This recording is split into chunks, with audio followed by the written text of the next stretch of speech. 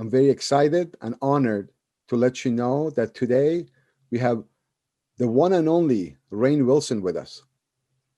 I know most of you, if not all, know Rainn, but for those of you who might not know him, I have to tell you that Rainn Wilson is best known for playing the role of Dwight Schrute on NBC's The Office. Additional film and television credits include Galaxy Quest, Almost Famous, The Rocker, Super, 6 Feet Under, Juno, Backstorm, Star Trek Discovery, Tom Paine, The Meg, Mom, Utopia, and Don't Tell a Soul. He will also be appearing in the forthcoming series, The Power.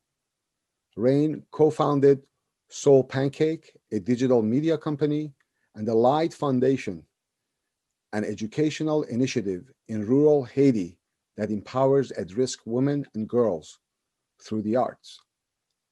Today, Rainn will be talking about empowering the youth. Please join me to welcome Mr. Rainn Wilson.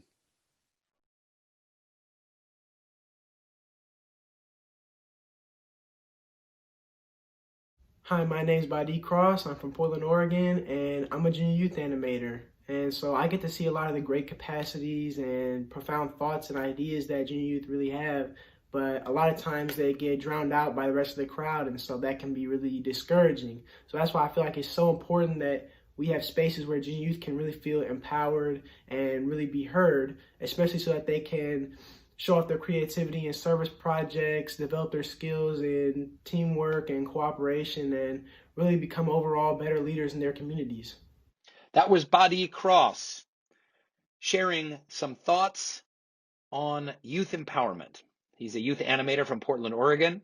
Later on in this presentation, we'll be hearing from all kinds of youth from all over the nation in all different shapes, colors, and sizes, talking about what turns them on about doing this kind of grassroots youth empowerment through the Junior Youth Spiritual Empowerment Program.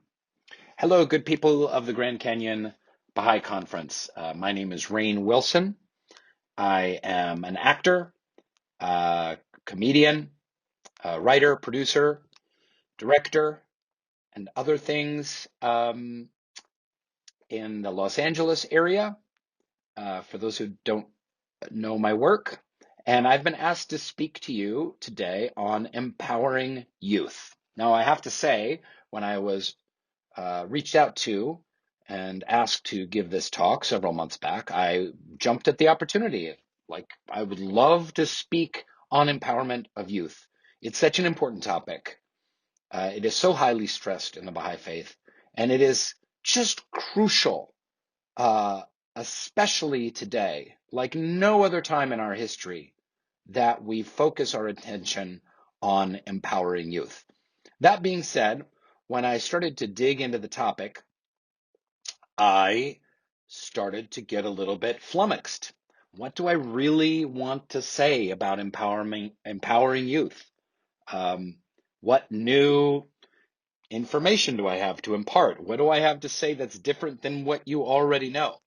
I don't know if I have figured that one out, but I will go in carefully, quote by quote, thought by thought, and see what we come up with. So this has been a great experience for me too. That's what I'm trying to say, is that this has been a really exciting experience for me to dig into this topic and do more than scratch the surface and say, yes, we all know it's important to empower young people to help change the world.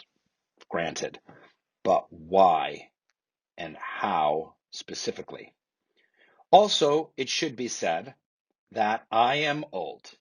I am a very old, overweight, middling, middle-aged, white male speaking to you about empowering youth.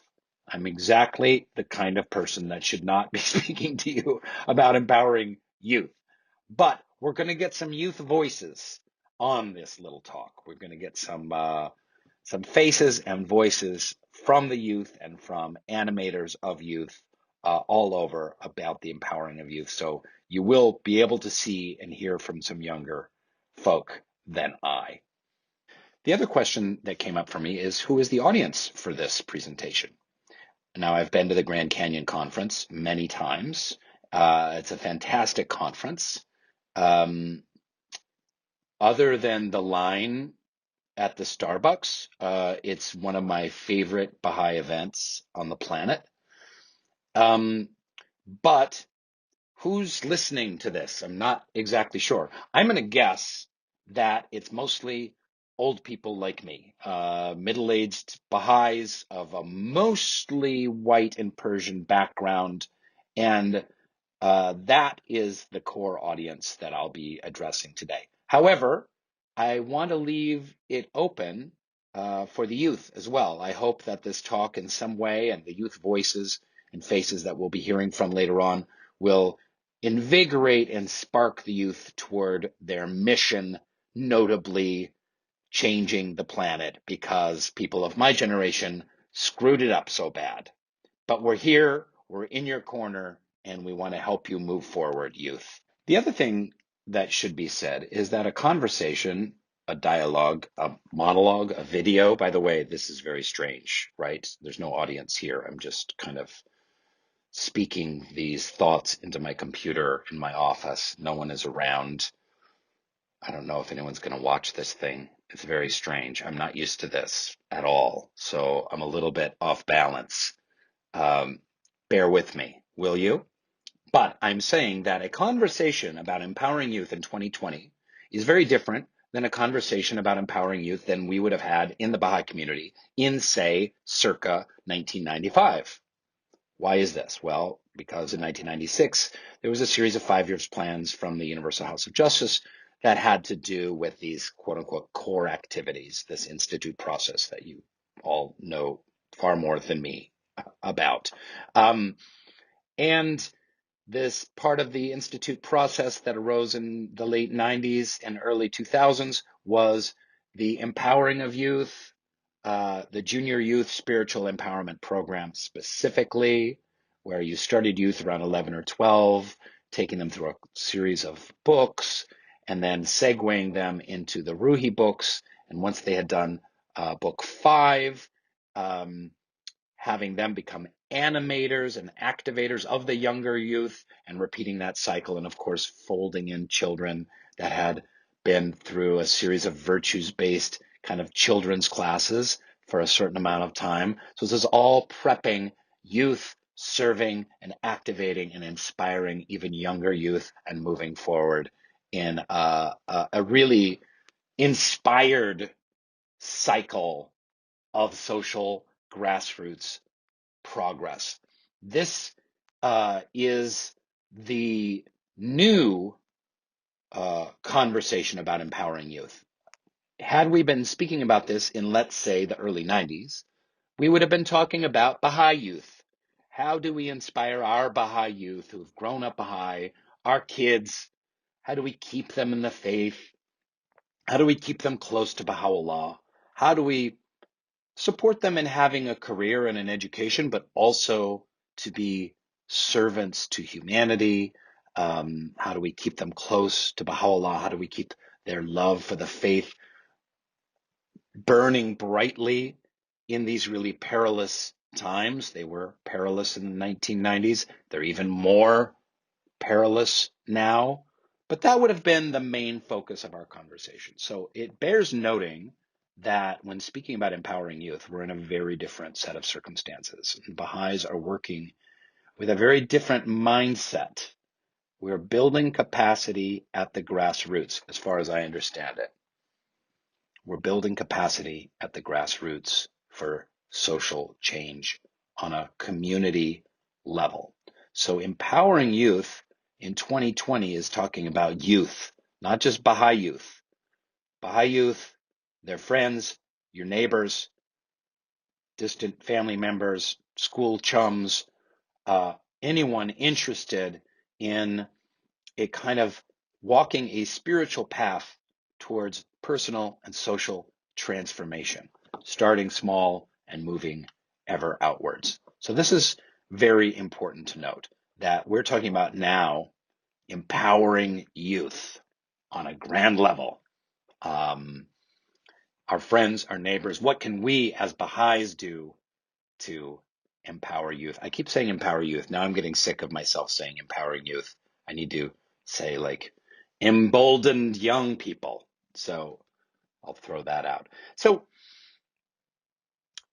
one thing I wanted to address is that I grew up a member of the Baha'i faith, and I wanted to talk a little bit about my journey because it might shed some light on this whole topic, um, of which I thought I knew a lot about, and I realized I really know nothing about. So there were wonderful things about me growing up a member of the Baha'i faith, learning that we were in one big, beautiful human family, learning that we could have unity and diversity, that women's voices were as powerful and important and sacred as men's, that women and men were equal, that the elimination of racial prejudice is one of the great evils on the planet and something we should all be working for because we're all one human family, no matter our creed or color of our skins or backgrounds or socioeconomic class or cultural heritage or what have you. Um, the harmony of science and religion, all of these wonderful teachings I grew up with. There was a wonderful, vibrant Baha'i community in Seattle in the 1970s and early 80s. Lots of songs and great camaraderie and love and study. And uh, that's fantastic. That was fantastic.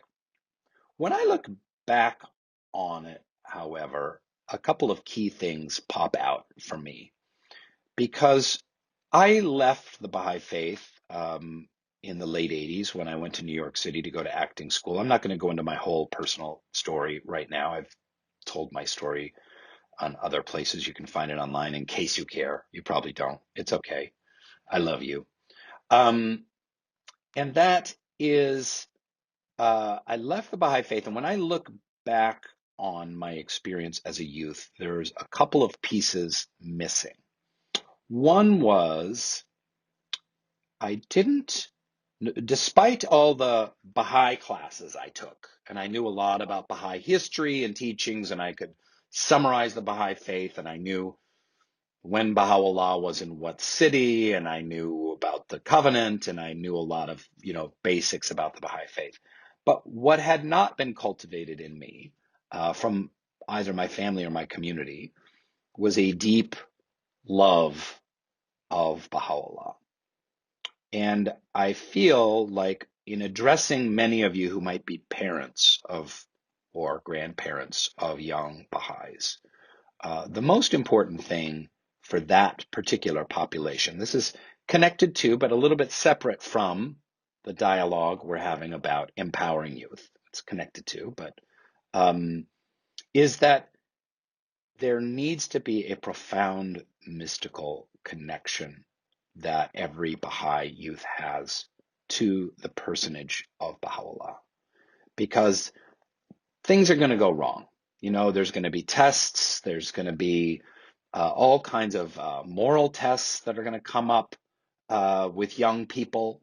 They're going to be involved in relationships. There's going to be, uh, you know, an impetus towards premarital sex. There's going to be an impetus towards materialism, accruing things, high social status, and so many other temptations out there. Drugs and alcohol, obviously, and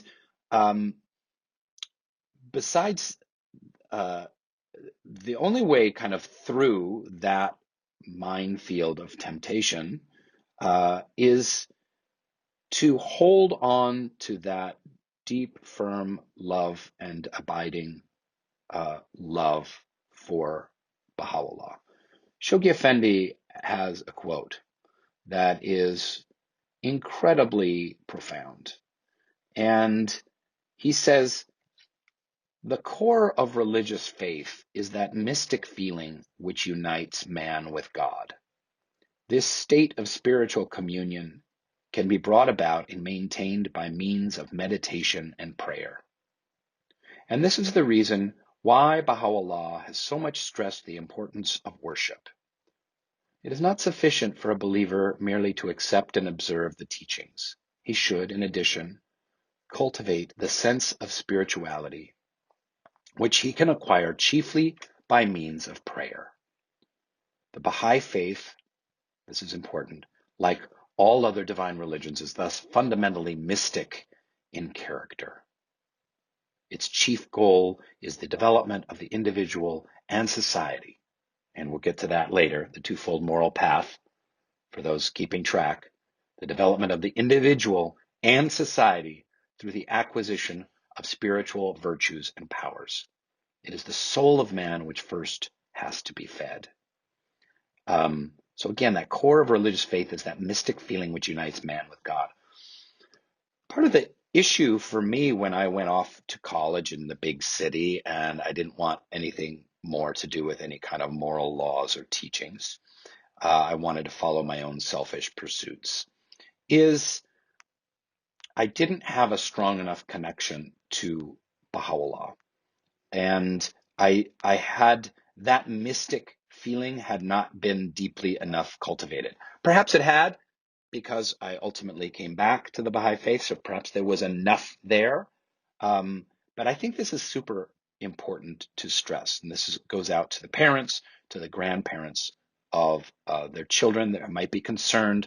Hey, these kids seem to not be as interested in the Baha'i faith. They're going off to high school and college and working in the big city, and we're in a workaholic culture, and we're kind of a culture that places sex and sexuality with such high importance, and materialism and consumerism with such high importance, and we're losing our children, and we are losing, most of our kids. Like every religious faith is losing children, by the way, not just the Baha'is.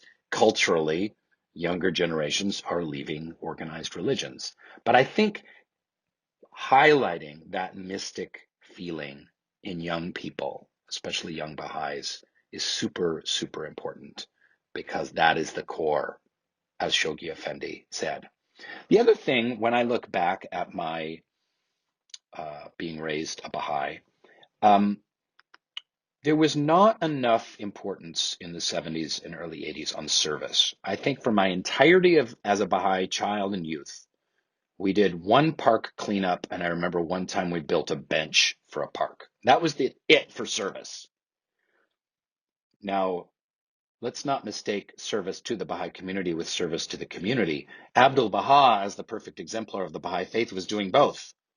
He was constantly serving as the center of the covenant, the Baha'i community, with constant encouragement and letters and whatnot. Of course, we know that. But Abdul Baha, if you read about his life, every day was out in his community giving service, giving food to the poor, working with widows, with orphans, helping in any way he could to uplift and build community and to serve the indigent and poor. And this was not part of the Baha'i culture that I was in the Pacific Northwest in the 70s and the 80s. Not to say that it wasn't there. I'm sure there were fabulous Baha'is giving incredible service in their communities. I didn't see it. I wasn't a part of it. And so these are two things that we'll get to later when we talk about the twofold moral path that I wish had been there. And I think if they had been there to a stronger degree, it would have kept me more firm in my faith during that very delicate young adulthood, where I gradually left the Baha'i faith. And after about 10 or 12 years, through a great deal of suffering and a great deal of pain, had my kind of come to Jesus series of years, only it was come to Baha'u'llah series of years, and ultimately decided to come back to the Baha'i faith. But that is a little bit of my perspective growing up as a member of a Baha'i youth, and I hope it has tangentially a little bit to say about the empowerment of youth. Earlier, I mentioned that there is a great deal of importance placed on youth in the Baha'i faith. But as you dig into the quotes, they're absolutely incredible. So I wanted to share some of these quotes with you. You may have heard these before. There are countless quotations about youth. And let's start with this granddaddy of quotations by Baha'u'llah, the founder of the Baha'i faith. Blessed is he who in the prime of his youth and at the heyday of his life will arise to serve the cause of the Lord of the beginning and of the end, and adorn his heart with his love. The manifestation of such a grace is greater than the creation of the heavens and the earth. Blessed are the steadfast, and well is it with those who are firm. So the manifestation of such a grace is pretty great, according to Baha'u'llah. Doing this quote Ruhi style. How great is the manifestation of the grace, which is the blessedness of him in the prime of his youth and heyday of his life, arising to serve the cause of the Lord. It is greater than the creation of the heavens and the earth. Now, the creation of the heavens and the earth, that's pretty great. It doesn't get much greater than that. One of the greatest things we can conceive of in our brains is the creation, not in the heavens. I don't even think he's saying like the universe, the heavens and the earth. The heavens, the kingdoms of God, the Abha kingdom, and this physical universe, and this physical earth. It's greater for a youth to arise in the heyday of his life. Fantastic quote. On a letter written on behalf of Shoghi Effendi, he says, "It is on young and active Baha'is like you that the Guardian centers all his hopes for the future progress and expansion of the cause. All his hopes for the future progress and expansion of the cause. And it is on their shoulders that he lays the responsibility for the upkeep of the spirit of selfless service among their fellow believers. Without that spirit, no work can be successfully achieved." So what is Ruhi style? What is the spirit under which no work can be successfully achieved? Well, selfless service. Selfless service. And that is on the shoulders of the youth, and all of the Guardians' hopes for the future progress and expansion of the cause lie on their shoulders. So us old people, we need to get out of the way, and we need to do whatever we can to, I'm going to say the word again, empower youth, junior youth, young adults, so that they can take up this mantle. Another quote from Shoghi Effendi: "They, the youth, must always realize that they are the future of the cause. They should gain from experience as teachers and administrators from the older friends in preparation for the time when the burden of the work will fall on their shoulders." So there's going to be, it doesn't seem to be right now, but getting maybe close to right now, the burden of the work will fall on the shoulders of the youth. There's a quote from the Universal House of Justice that I love: "The endurance of youth under arduous conditions, their vitality and vigor, their ability to adapt themselves to local situations and meet new challenges and impart their warmth and enthusiasm to those they visit, combined with the standard of conduct upheld by Baha'i youth, make them potent instruments. Our expectant eyes are fixed on Baha'i youth." Our expectant eyes are fixed on Baha'i youth. So here's some wonderful quotes about Baha'i youth, and there's countless quotes like this throughout the Baha'i faith. One thing that is crucially important to underline in any conversation about empowering youth is the current state of the mental health crisis going on with young people today. Older people are in great denial about the severity of this crisis. It is absolutely tremendous. When I was a young adult, I suffered from many mental health issues. I had and still have an anxiety disorder.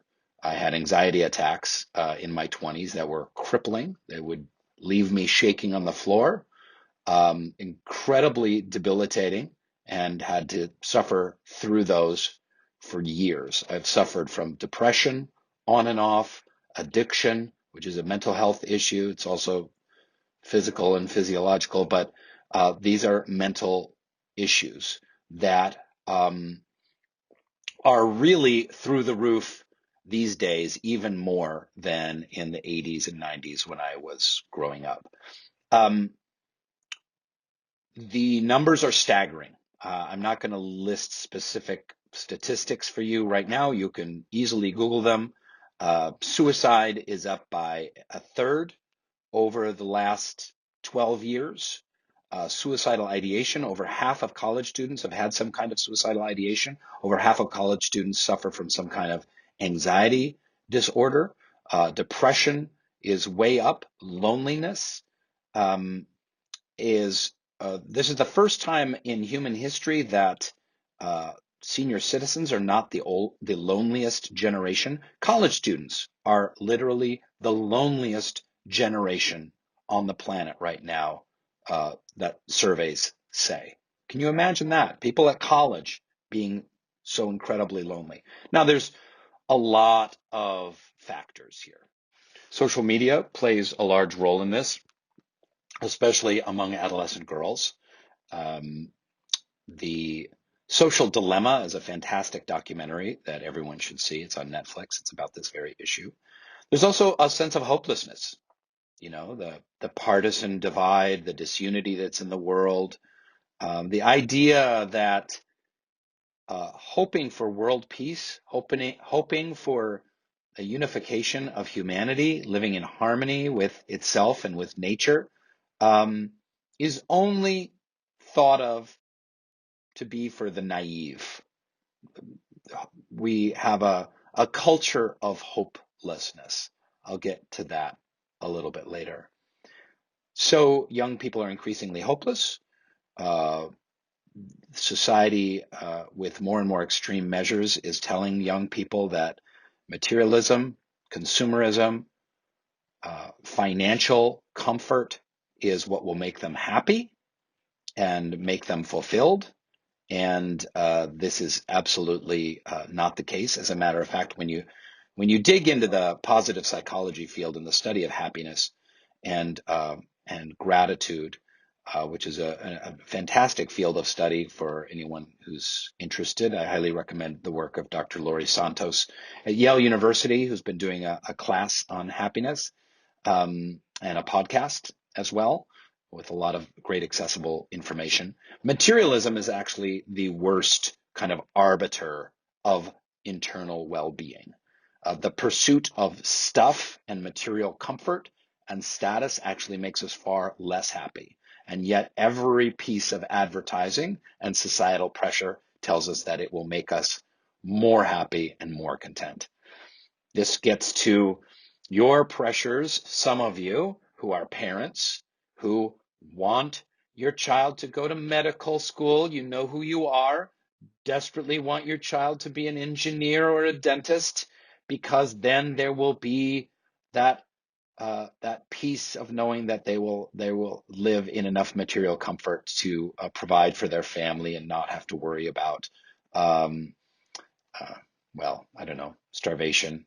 Um, Now, of course, we want our children to have nice, fruitful careers, but if that takes precedence over someone's spiritual and emotional health and well-being, which includes service to others, well, then it's going to lead your children down a road of great despair if that isn't balanced, if that isn't really overshown with the spiritual components of happiness and well-being.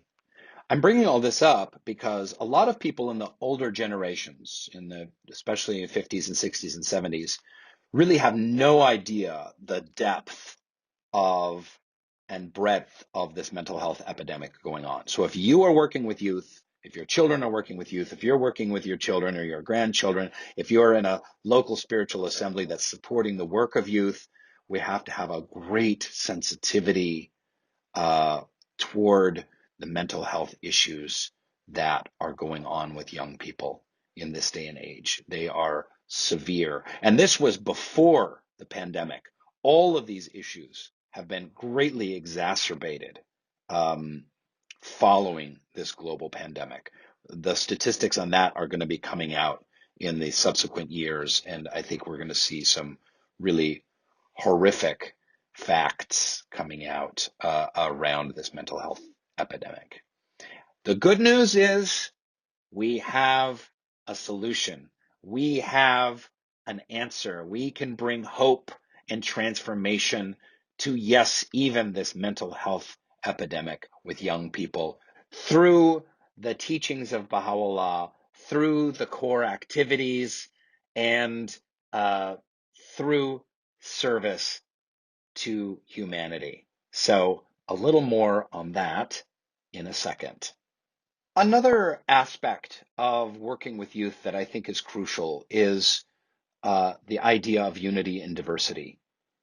Abdul Baha says diversity in the human family should be the cause of love and harmony, as it is in music, where many different notes blend together in the making of a perfect chord.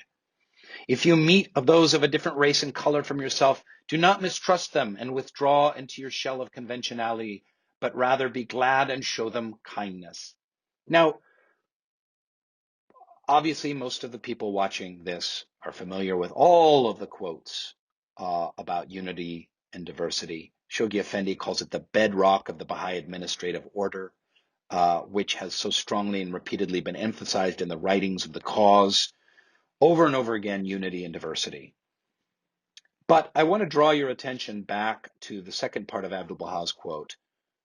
If you meet those of a different race and color, do not mistrust them and withdraw into your shell of conventionality, but be glad and show them kindness. Now, the majority of us are definitely guilty of this, especially the white and Persian Baha'is over the last several decades. I know I am. It's very easy to withdraw into a shell of conventionality and not put oneself out to befriend and get to know and hear and listen to the stories of and the voices of people of color, people whose voices have for centuries been kind of suppressed and shut down. And this is crucial in working with youth because the race issue is so important to young people these days. We know that Shoghi Effendi says in Advent of Divine Justice that the issue of race, racial prejudice, especially between white and black, but it's also between Caucasians and our native friends and believers, indigenous folk, is the most vital and challenging issue. Now, we talk about the challengingness of it a lot, but let's talk about how vital it is. It is vital to be having these conversations. Young people respond to them. They want to hear them. We have to make sure that in all of our work with youth that we're encouraging to our utmost diversity and hearing those voices that have been suppressed. Young people are thrilled about this and excited about it. So let us, as Baha'is, lead the way with unity in diversity. I implore you all, Baha'is, friends of Baha'is, youth animators, whether you're hosting a devotional gathering, working with youth, or in a Ruhi book, to put a great deal of focus on this most vital and challenging issue: healing racism, promoting unity and diversity. This is not just because it turns on young people these days and is exciting and important to them. It's also because it is the most vital and challenging issue on our plates today. And I know lots of people that are starting Ruhi books with a focus on healing racism and doing junior youth groups with a focus on addressing prejudice and having devotional gatherings and discussion groups that are focused on race, racism, healing racism, etc. It's crucially important. Now, a couple of the things I want to say before I get to showcasing some of the youth and hearing from them, so you're not hearing about youth from an old fat guy. Number one is my wife and I helped facilitate a youth program for over 10 years. It was called Profound Pizza when it was held in our house, and we would order pizza. But I think a lot of the youth just came for the pizza.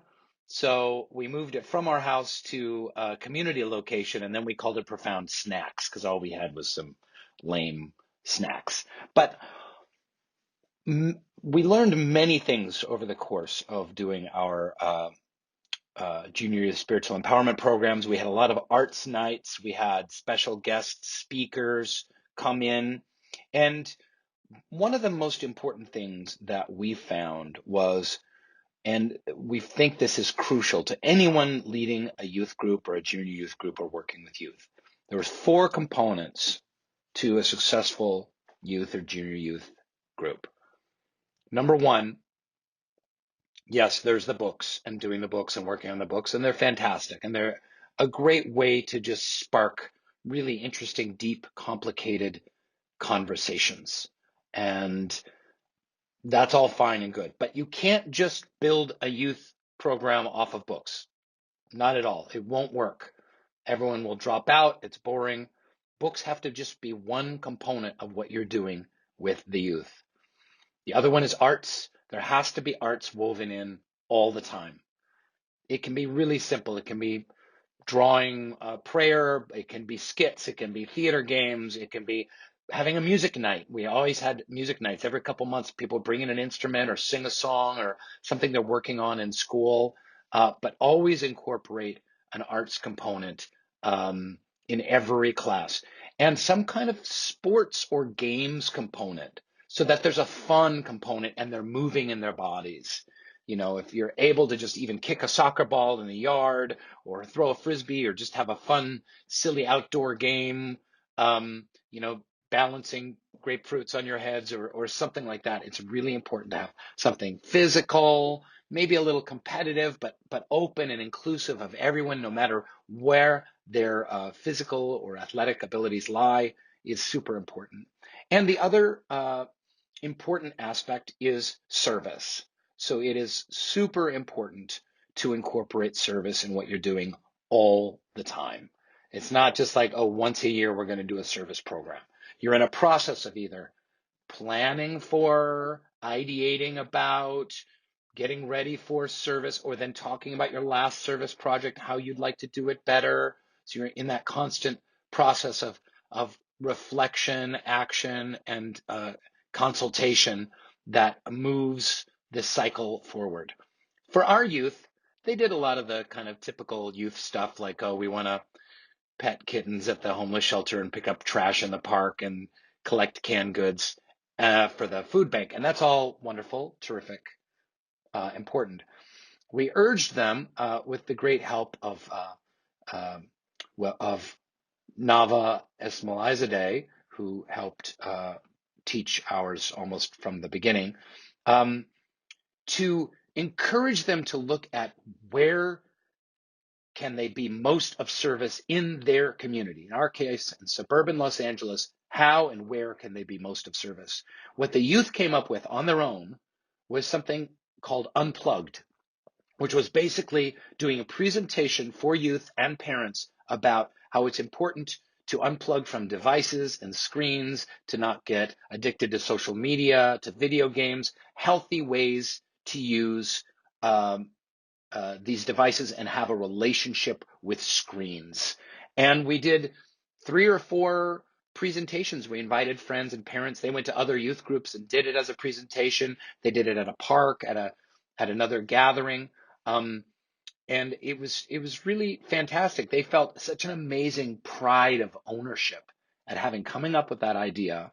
And we broke it up for them. You're going to present on this. You're going to present on this. You're going to present on this. And even the shy ones could participate in some way, shape, or form. And it was a resounding success. So a service component is crucial in working with any youth. Now, I spoke previously, I mentioned about the twofold moral purpose. I want to say a little bit about that, and then we'll get to the youth. We'll get to the good part. When you take book 5, when I took book 5, I found it to be really life-changing. I highly encourage everyone to take Ruhi book 5 to learn about empowering youth, inspiring youth, walking a path of service with youth. It shifts so many paradigms, you know, away from adults being the speakers, leaders, lecturers to, you know, being activators of youth. But this idea of the twofold moral path is so succinctly put, and it doesn't just apply to youth, it applies to all of us. And it has really shifted the way that I think about myself as a Baha'i, because I think about myself in terms of this twofold moral path that I'm walking. One is to improve myself, and one is to make the world a better place. And that is our spiritual imperative. As far as improving ourselves, Abdu'l-Baha says, it is given to man to obtain knowledge, to attain to great spiritual perfection, to discover hidden truths, and to manifest even the attributes of God. He also says the purpose of the one true God in manifesting in himself is to summon all mankind to truthfulness and sincerity. His object is to array every man with the mantle of a saintly character and adorn him with the ornament of holy and goodly deeds. So here we see that we're gaining knowledge and spiritual perfections. We're manifesting the attributes of God. We're adorning ourselves with holy and goodly deeds. This is part of why we have been created. It's part of the meaning of life, literally. And this is something that is really exciting to work on and talk about with youth. Their spiritual virtues and ways that we gain and radiate those spiritual virtues. It starts with the children's classes and continues in the youth, so that they're in a constant process of just making themselves better people with greater integrity, honesty, humility, and compassion. And number two, of course, of the twofold moral path is the social good aspect, making the world a better place. Baha'u'llah says, they who are the people of God have no ambition except to revive the world, to ennoble its life, and regenerate its peoples. So the people of God, this isn't talking about Baha'is, the people of God. I suppose you could even be an atheist and be a person of God if you have the ambition to revive the world, ennoble its life, and regenerate its peoples. Abdu'l-Baha says, and the honor and distinction of the individual consists in this, that he among the world's multitudes should become as a source of social good.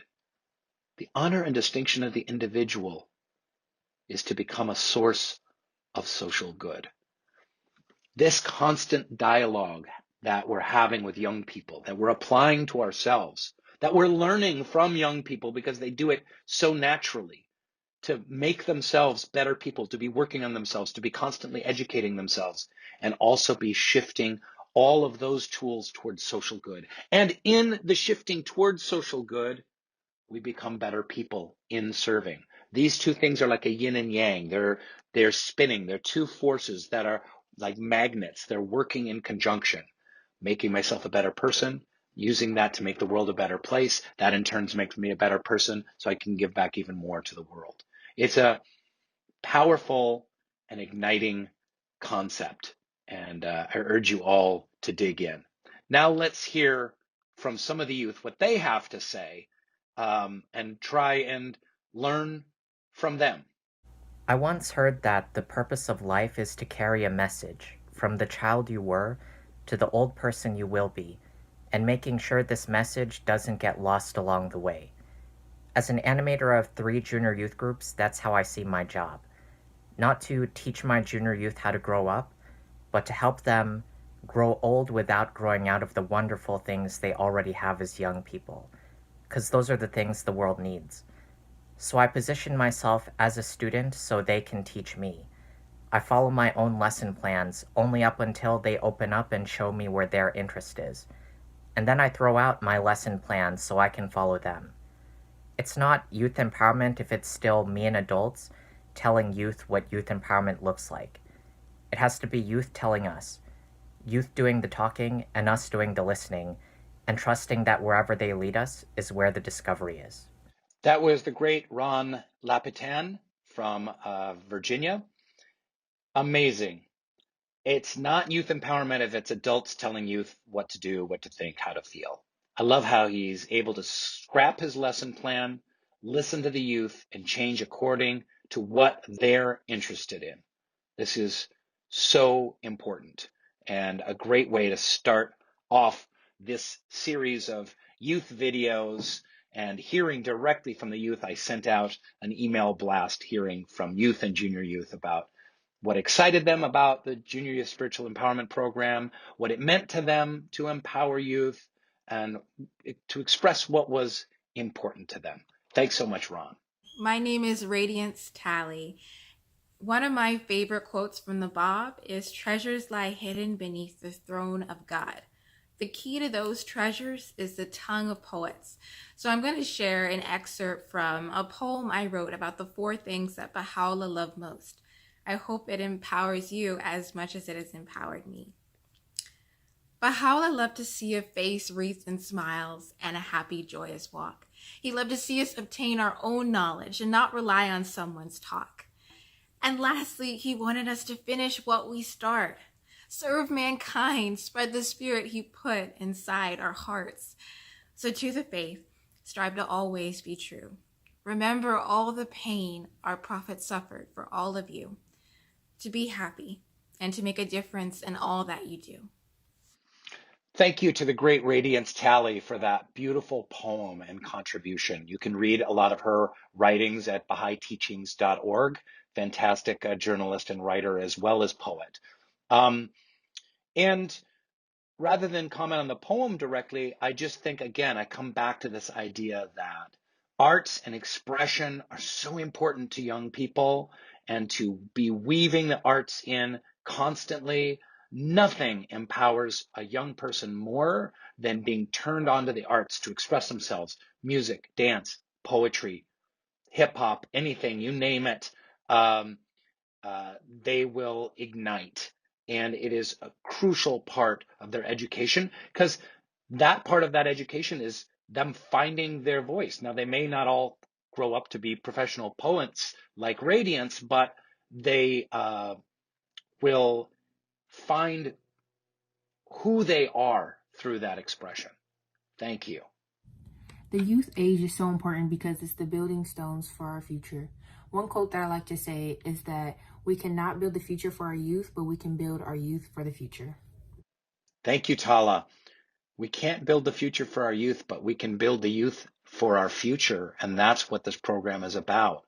We're helping empower youth because we're building them, not as adults shaping them, but giving them the tools they need for a future world that is going to be in great chaos, pain, and disrepair, and is going to rely on these youth to be change makers in their communities. Thank you, Tala.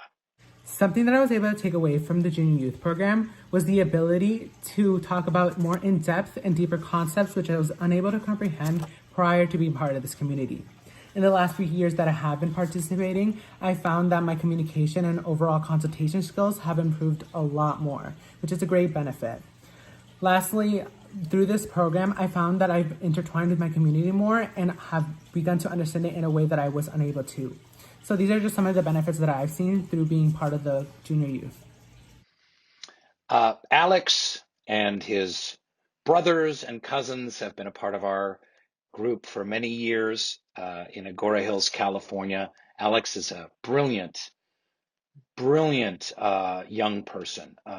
And like he said, one great takeaway from doing the books and the debates that are in the books is youth can find themselves much more deeply articulate about what's important to them, and they can help sum up big concepts in ways that they're not asked to do in schools, that combines emotion, social change, social justice, and spirituality all at the same time into one cohesive whole. Alex said that perfectly. This is a series of skills that the Junior Youth Spiritual Empowerment Program gives our young people. So necessary. Thank you, Alex.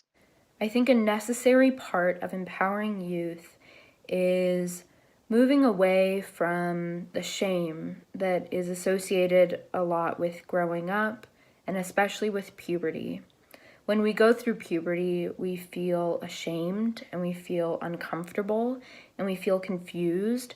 And so empowering junior youth and youth to not feel those things, to feel comfortable in their bodies, to feel comfortable with all of the different aspects that make them who they are, I think that is such an important part to giving them the strength to then serve their communities and serve other people. Yes, that's right, Juliet. Thank you. A safe space. So many young people are going through so many changes. They're very sensitive to societal pressures and teasing and mocking, chemical changes, physical changes, to make sure that the place where they're learning is safe and they feel seen and respected and just loved for who they are, where they're at that point in time. Thanks for that. Beautiful insight. People continuously look down on youth as if we can't do anything ourselves, but they're wrong about that. We need to take a charge in our lives and show everyone that we can help make this world better. Even if it's just a little project, like give the homeless people food or help clean our streets. A quote that I like from a lesson that we're doing is the betterment of the world can be accomplished through pure and goodly deeds, through commendable and seemly conduct. We could just come together as youth and find a problem in our community and help fix it. Let deeds, not words, be your adorning. Thank you. Well, how about that? How about that, Kiara? Not a Baha'i, friend of the faith, as evidenced by the Christmas tree behind her, and yet probably more Baha'i than any of us. That is a youth we can truly learn from. Those quotes were so beautiful in that perspective, and her face just wreathed in light. So thank you, Kiara, for sharing. Hi, my name is Rivera. I'm 13 years old and I'm in the View Heights JY. I've been in children's class in JY for 9 years and I wanted to share one of my songs that I made. I started producing music around 11 years old and yeah. These young little rappers taught by the father. The only mission was to make a couple of dollars. Dad went and helped put a food on the table, but this kid really wanted to get signed by a label. 10 years later, this kid was just 19. He got a text from his app on his screen. He was like, what is this? A number I never seen. This text read, do you want to fulfill your dream? He replied, of course, I want to make some money and to show these clowns what really is so funny. Finally, he gets signed by a label, tears dripping down his face, no time to waste. He calls father, tells him the news, he finally did it. He got in the lab and started making some songs, making money off that instead of mowing some lawns. But he thought he was straight and that his problems are gone. Thank you, Lucas. Amazing. What a talent. And another great way to empower youth is to help them find their voice, help them find their passion, help them find their calling, their expression. This isn't about school. This is not about kids spending all day in school and then going to a junior youth group and spending another 2 hours doing bookwork in school. I love the way that his youth group has inspired him toward his art, toward finding his voice. Thank you for sharing it, Lucas. I think the most incredible thing about empowering youth is that it only takes one person to do it. And that can be an adult or that can be another youth, but only one person can transform someone's entire existence, can instill them with a new purpose, and can help them to really fulfill their potential and fulfill their capacity. And that one person can create a change maker or a hero or a social justice warrior. Just by opening a door or just by encouraging. Empowerment is not this huge deal. It's not a huge task. It's really quite simple because it can completely change someone's life. Amazing. Ava Donnelly from the Toronto area. So well said. Folks, it only takes one animator, one instigator, one inspirer to open up a pathway of service to a young person, to open their heart, to expand their mind. So you might be thinking, oh, I I'm older and I'm by myself and I don't have anyone to help me and I don't know how to do this.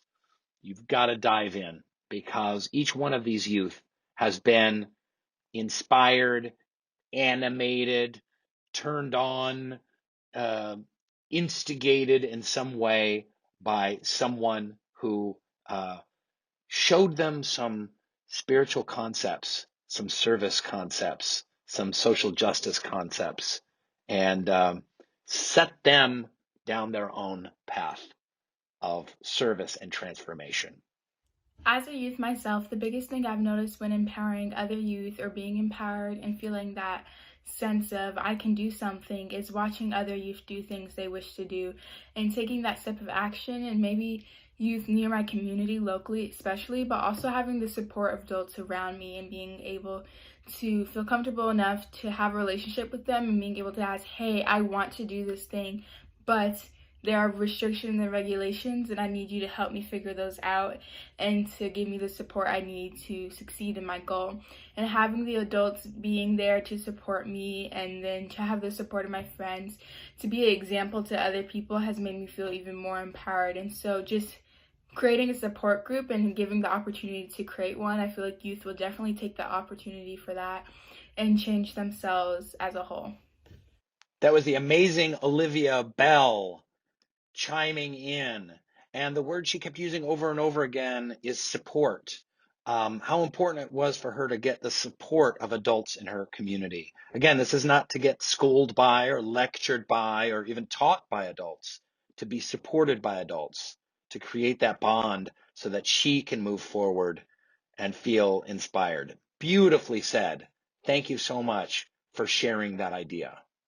Hi, my name is Camilo Che, and I've been part of the children's class in JY group for about 7 years now. I personally am not Baha'i, but I was introduced to the Baha'i faith and the children's class / JY class by my neighbor, who is still my neighbor after all these years. I've made a lot of my closest friends from that junior youth class, and I've also learned a lot of valuable life lessons. It's influenced me a lot. Also the service, especially the service projects that we do. Those have had a huge impact because I get to help people in crisis, and I think that's one of the greatest things you could do. And that's also a thing I've learned from the JY class.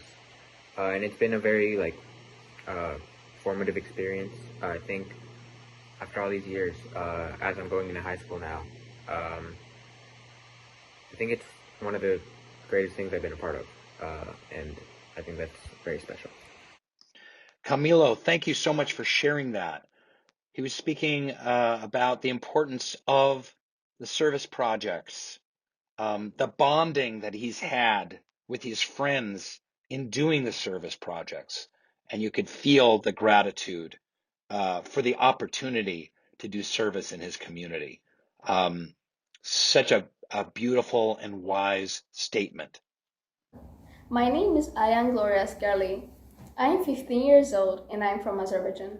I'd like to share my understanding on youth empowerment. We want to build a better world, and that needs new builders. They need vision, knowledge, skills, and insight. Giving and receiving this is empowering. We may all have different potentials, but releasing them requires education, spiritual education. And what nourishes us more is love, trust, understanding, and listening to our dreams and aspirations. That's what we expect from our parents. We, as junior youth, need them more than anything else. Ayan Gloria finally spoke of the importance of spiritual education, of love and trust and listening to youth. And that's ultimately what I wanted to do in today's talk. There's so much more to learn from the youth who are participating in these programs. But I wanted you to hear firsthand from them and not just from some old dude. So thank you, Ayan Gloria, for that beautiful talk. To all the youth that participated in this little Grand Canyon experiment. Hopefully it has inspired you, the viewer, to have a broader perspective on what empowering youth might mean. And hopefully it inspires you to see how important this work is, and seeing all of those beautiful faces from those youth all over America whose lives are being changed with this work. So wherever you are, you can support this process of grassroots youth empowerment at the community level. And whether it's donating some money, there are ways to give to the National Fund to deputize youth teacher trainers. I'll put that link up at the end. Those people who are members of the Baha'i Faith can donate. Other people, sorry, you're out of luck. And again, most of those youth are not Baha'is. Most of those youth, I don't know how many we did. 2/3 of them are not Baha'is. That's not what this is about. There's no converting to the Baha'i faith. This is just about starting youth on this journey of self-discovery through that twofold moral path, developing their own spiritual education, like Ayan Gloria said, and also the service, like Camilo said. Those two things going hand in hand, including arts and arts projects, including sports and games and fun, and also definitely including service projects. So I hope you enjoyed this talk. Thank you so much, Grand Canyon Conference, for having me. And youth all over the world, if you're watching, keep going. We need you. Youth can change the world, and the world needs some changing. So thank you very much.